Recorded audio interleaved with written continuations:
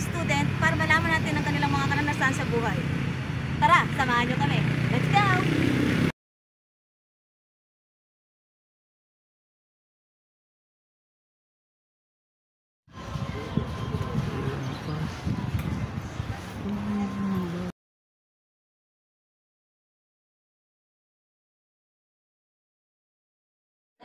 Alma yung pangalan mo. Ako ay nag-aaral ng senior high school o kasalukuyan. National, Upper Bicutan National High School. Sige. So may ilang katanungan lang po kami sa inyo, no, kung pwede.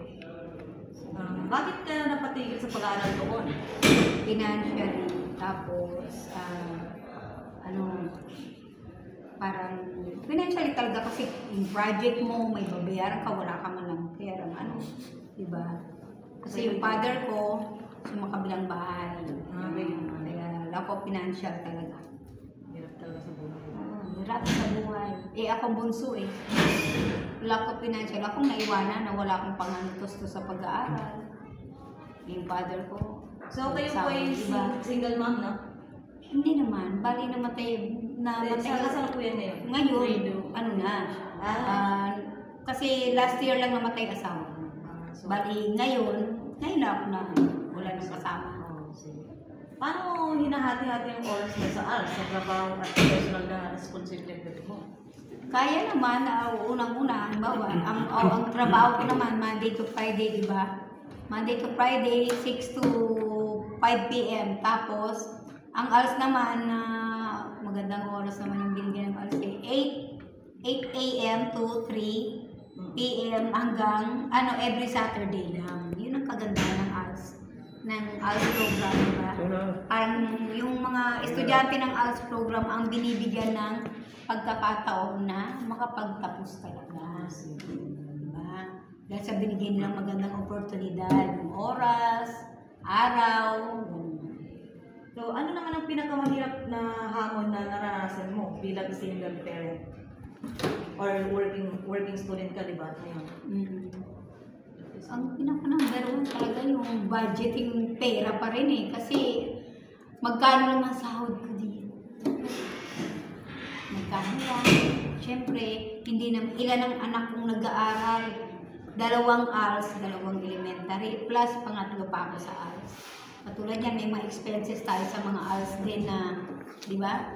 May expenses tayo, may mga project na activities, may mga t-shirt tayo, uniform. Mahirap talaga.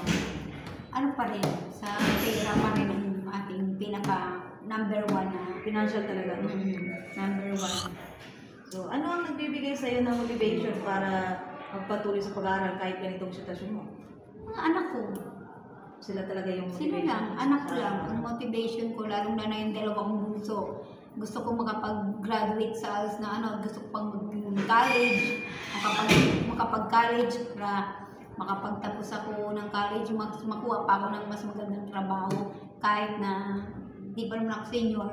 Pwede pa, may tatanggap pa sa akin. Halimbawa, ang call center, no age limit. Napakaganda. No age limit ang call center, doon ako magbabase. Kaya ang gusto ko pagkatapos ako sa secondary ng ALS, ang gusto ko ay para makapag-call center. So, ano ang mga pangarap mo kapag natapos mo na itong senior high school? Makapag-college. Makapag-college talaga. So, magpapatuloy ka sa... Magpapatuloy ako.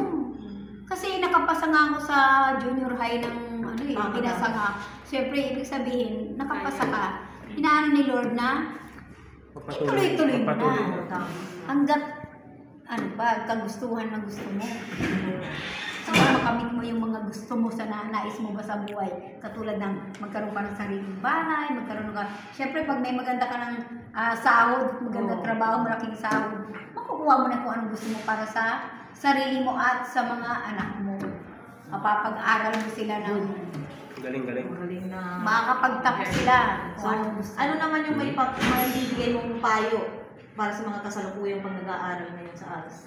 Isa lang may bibigay ko sa kanila, ipagpatuloy nila yung pag-aalis nila, lalo na't mayroong programa ng ALS. Kasi ako nga may edad na lumalaban at nagpapatuloy. Sila pa kaya mga bata. Palagi ko silang minomotivate na, ipagpatuloy nyo. Ako nga lumalaban. Dapat ako lang katulad nyo, baka ngayon, hindi lang ako kulang sa financial, baka ngayon, napakataas na ng buhay ko. Kaya lang wala eh. Wala ko financial. Yun ang aking ano. Pero ngayon, nakita mo kahit konti, pinagkakasya-kasya ko. Para makapagtapos ng ALS. Diba? Eh, yun nga yung sabi nila, try and try hanggang sa... Try and try until you succeed. Oo, tama. O habang nabubuhay tayo ng pag-asa. Sa totoo lang. Yan ang ating dapat. Dito na lang mga Pwede mo ulit ka. Ano pa? So, ang huling tanong na lang ay, paano mo pinagsasabay ang pag-aaral mo sa ALS at iba pang responsibilidad mo? Pinagsasabay, hindi ko naman sa pinagsasabay. Hati ko talaga, meron akong para sa ALS, meron akong, di wala yung ano ko sa ALS eh. Oh. Meron ako ito, ALS ko. Talaga. Kahit sa bahay, meron akong box, andito ang gamit ko sa ALS.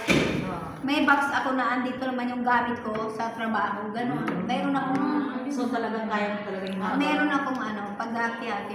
Parang talagang inaan ko yan, step by step na may ano akong sariling ano. Katulad yung sa project ng mga anak ko, may box ako niyan. Andito yung aking elementary, gawain ako para sa kanya. Iba yung gamit ko sa ALS, iba yung gamit ko sa trabaho. Iba, Bilang kami na nag-aaral pa ngayon, talagang napahangam kami sa lahat ng sagot mo bilang sa lahat ng natanong namin. So, yun na. So, salamat sa pagpayag mo ng interview ko namin dito sa... Napakalaking oportunidad din at ako'y napili niyo. Siyempre Para naman. ma-share ko rin sa inyo at siyempre, hindi lang dito yan sa akin eh. Marami rin makakapagano na katulad ng teacher natin, malaman nila yung bawat isa natin na hindi lang ako. Bawat isa natin na magiging yung mga ano ba natin layunin natin kung bakit tayo gusto mo makapagtapos ng ALS. At napakaswerte natin dahil may ALS program. Napakalaking tulong oportunidad. Ako si Cherry Pearl Melia, taga Upper Bikutan, solo parent at isa akong volunteer ng isang organization, chairwoman po ako, tsaka naglilingkod din po ako sa Barangay Upper Bikutan bilang kasama sa Peace and Order. Sige. So, kayo po ay kasalukuyang solo parent ngayon, no? Opo, kasama rin po ako sa Solo Parent Association.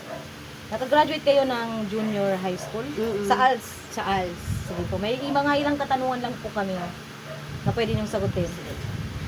Ito po ang aming mga katanungan. Bakit ka tumigil sa pag-aaral noon? Siguro dahil merong financial, tsaka sa family problem, and then nagkaroon kasi rin ako ng work as sa SM, kaya medyo tumigil din ako dahil yun nga, kailangan din ang financial ng family namin.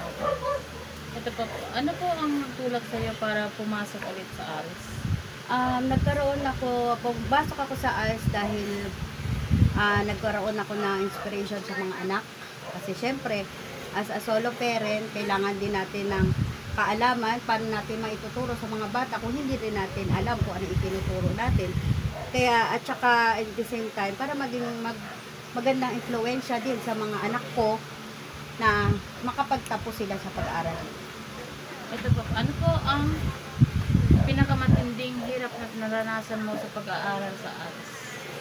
Yung pagsasabayin mo yung pagiging isang ina, pagiging breadwinner, at saka as a solo parent, syempre kailangan ko i-provide yung mga needs sa mga anak ko. At the same time, kailangan ko mag-aral para rin sa kanila rin.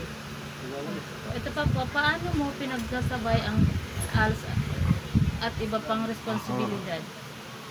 Yun ang matinding hamon bilang isang solo parent at isang nanay. Pero yun nga, sabi nga nila, kapag gusto may paraan. Pag ayaw may dahilan. Tsaka para rin siguro ipurso ko yung pangarap ko na sa akin bilang mag-aaral. Gusto ko rin maano yung pag-aaral ko, pagpatuloy. Ito pa po, ano ang gusto mong makamit kapag natapos mo ang ALS? Isa lang din naman ang gusto natin makamit. Ayun ang diploma. Ang diploma kasi, sabi nila, isang papel lang. Pero sa ating mga mag-aaral is, yan, parang ginto na yan. Diba? Para rin makapagtrabaho ng, alam mo yung meron kang trabahong maganda. future ko. Last po, anong payo ang maibibigay mo sa mga kasalukuyang nag-aaral sa ALS? Payo ko siguro yung magpursige lang sila. At saka hindi ka mo kailangan ikahiya kung ano man yung pumapasok ka ng ALS, ibig sabihin nun ano ka na, iba na yung tingin nila, ayan ano na yan, out of school youth, ano na, bakit ganon, bakit ganyan. Siguro, ano natin yun sa sarili mo, kung ano yung nararamdaman mo, kung bakit mo rin gustong pumasok doon. Ipursige mo lang, kasi makakamit mo din yan. Salamat po. Okay, so dito naman tayo sa ibang katanungan natin. Ano ang nagbigay inspirasyon sa iyo para tapusin ang junior high school sa ALS? Siyempre, yun nga, unang-una, pangarap ko yan Pangarap ko magkaroon ng diploma. Pangalawa, siyempre, yung mga anak nga. Ibig sabihin, yung Sila yung naging inspirasyon. Kasi gusto ko rin makita nila na maging proud sila sa akin bilang hindi nakatapos ang pag-aaral. Kaya pa. Yung sa gantong edad, wala namang pinipiling edad ang pag-aaral. Next. Ano ang pinakamalaking hamon na hinarap mo habang tinatapos mo yung junior high school? Ayun nga, may mga activity. Siyempre, mga bata. May mga activity, may mga nag-aaral din, nagtuturo ka, at the same time, nagtatrabaho ka, nag-aaral ka pa. Siyempre, mahirap. Pero at least kinaya naman.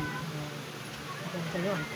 So, paano ka naman inihanda ng ALS Junior High School para sa senior high, kolehiyo, trabaho, o ibang oportunidad?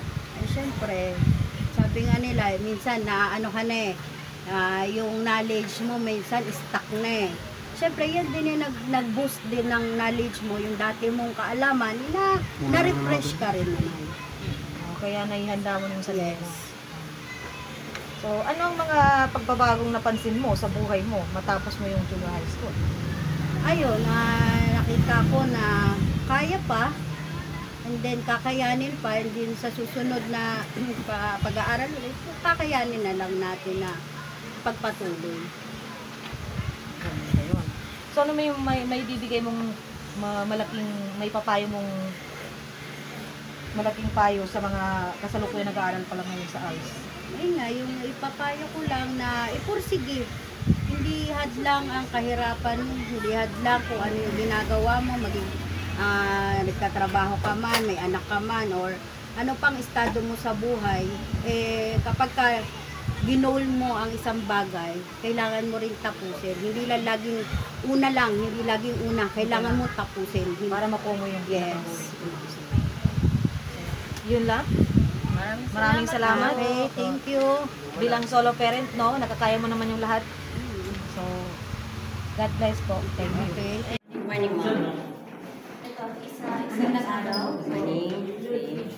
Una sa lahat, ano po yung pangalan niyo? Corazon Bernardo. Yung single. Okay? So, kasalukuyan nag-aaral kayo ng As. junior high school. Supposed to be ganun sa akin. Pero ako senior high. Okay? So, may mga ilang katanungan lang po kami sa inyo. Okay na kami sa inyo. Ang una pong tanong namin, bakit po kayo napatigil sa pag-aaral noon? Well, ito natin ang sagot ko yung actually graduate ako ng 4th year high school. Supposed to be dapat college. Nakapag-college ako pero nag-stop ako. Ngayon ma'am, kaya lang ma'am kasi gusto kong pumasok sa arts ngayon kasi para ma-refresh lang. Kasi may mga ako. Kapag once na nagtanong kay Lola, wala akong masasagot. Yun ang totoo. So, pangalawa, ano ang nagtulak sa'yo para pumasok sa ALS? Curiosity lang ma'am. Wala lang ma'am. Basta gusto ko lang. Pangatlo naman, anong pinakamatinding hirap na naranasan mo sa pagpasok sa ALS? Ma'am, pagdating sa subject lang ma'am. At saka ma'am doon sa computer literacy talagang wala akong alam. 1980s ako high school. College. Ang hirap ma'am. So, panglima, ano ang mga parating pagkatapos ng ALS? Sana mo makapag-college kung mamarapatin. Oo, meron. Oo, diba? Kaya lang parang, pwede pa ba? Pwede. Siyempre, walang pinipiling kwan sa atin eh, kahit sino pwede. Kasi nalang mo yung kapasidad ng katawan. Diba? So, pang-anim, anong payong maibibigay mo sa mga kasalukuyang nag-aaral ng ALS? Sana naman ituloy. Kasi katulad expected ko ng mga high school discount ko talaga lukod din ako. Even yung babae ko, lukod din ako. Yes, parang na ano ko sayang ang araw. Kasi mga bata pa sila na kailangan pa nilang marami pa sila. Kaya nakikita mo, kasabi namin ng elementary. Ikaw na din, sir. So, ikaw ay kasalukuyan nag-aaral, no, sa junior high school. Paano mo inahati-hati ang oras mo sa ARS, pati sa mga personal na responsibility? Ma'am, kasi ako may tindahan. So, between Friday, sarado siya. Tsaka dalawa lang naman kami sa bahay. Tuwing gabi lang kami nakikita ng anak ko. So, kaya din ako pumasok sa ARS kasi para kahit pa paano makalabas ako ng bahay. Makakilala ko na ibang tao. Nakikita lang ako sa bahay. Parang Nakaka-board talaga. pangalawa naman, ano ang pinakamahirap na hamon na nararanasan mo bilang single parent o working student sa ARS? Wala naman. Kasi ako talaga sa ngayon talaga happy ako. Even though na-widowed na. Happy ako talaga. Tsaka dahil ng Friday, excited ako kasi makikita ko sila, makikita ko mga teachers. So, ganun lang dapat laging happy para tuloy-tuloy lang yung buhay. Maganda yun, maganda.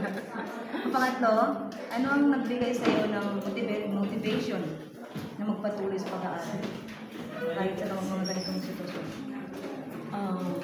Kasi parang may matutunan pa ako, diba? Kasi gusto kong ma-experience ba kung ano yung mga dapat ma-experience. Kasi marami akong alam na hindi ko alam noon na nalalaman ko lang. Kasi iba ngayon, iba noon. Lalo lang yung mga subjects. So, ang nagiging motivation mo is yung sarili mo lang naman. Paano ka natutulungan ng ARS na pagsabayin yung edukasyon at responsibility mo sa ibang gawain? Siguro kasi nga yung baga, nagkakaroon ako ng ibang alam. Wala. So, hindi ka natutulungan ng ARS.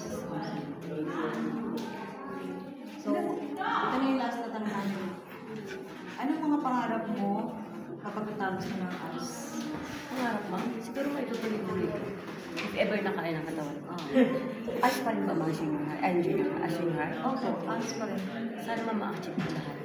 Tapos meron na din college. Meron na rin college ngayon para sa ating mga ARS students. Kasi nung unang panahon, ang tinig ko talaga is yung tinatawag na executive secretary. Supposed to dapat ako yun.